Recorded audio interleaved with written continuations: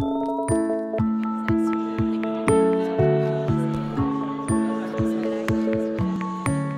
but de ce We Share Drink, c'est de rencontrer la communauté bruxelloise, c'est d'essayer de brasser un peu différents milieux et de voir comment on peut créer une synergie locale qui rentrerait dans l'émulation globale qu'on a créée autour de We Share. On parle d'économie collaborative parce que c'est pas seulement la consommation collaborative pour nous. La consommation collaborative, on commence à le sentir, l'usage plutôt que la possession, des plateformes en ligne qui mettent en relation une offre et une demande entre particuliers. Nous, on parle donc de consommation collaborative, mais également de production collaborative. La production collaborative, c'est plus expérimental, mais c'est concrètement comment on va prendre des process issus du logiciel libre pour les calquer sur l'économie réelle. On va créer des imprimantes 3D, on va créer des voitures open source, etc. Et ça, par l'utilisation de l'open source, l'open data, etc., ça permet un processus d'innovation qui est beaucoup plus rapide dans l'économie. Et c'est des nouvelles perspectives économiques en termes de création de liens sociaux, de distribution du capitalisme, puisque chacun devient un micro-entrepreneur de sa propre vie.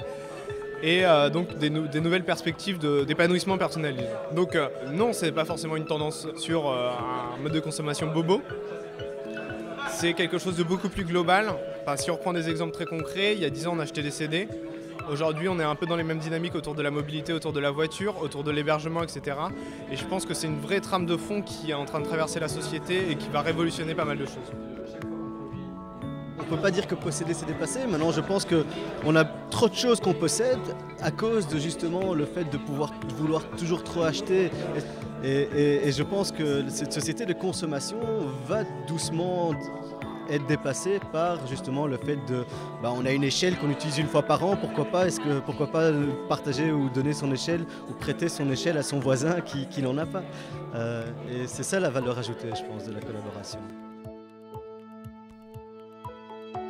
Comment travailler à ce que cette économie collaborative aussi soit plus en lien avec différents mondes, les collectivités locales, on ne peut pas nier le politique, les associations et le monde du business et casser les a priori. C'est pour ça qu'un aspect dont on a un tout petit peu parlé, mais tout ce qui est ville en transition, c'est une dimension que je trouve très intéressante, comment recréer des dynamiques locales et mettre en lien des personnes qui ont des compétences mais qui viennent de milieux très différents.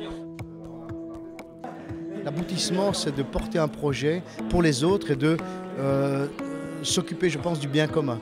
On a vu ce soir que ce n'est pas difficile de trouver des idées qui enthousiasment directement un groupe, une communauté et qui se connectent avec d'autres idées. Et le fait même qu'elles se connectent et qu'on découvre qu'il en existe de pareil ailleurs ne fait qu'amplifier l'enthousiasme.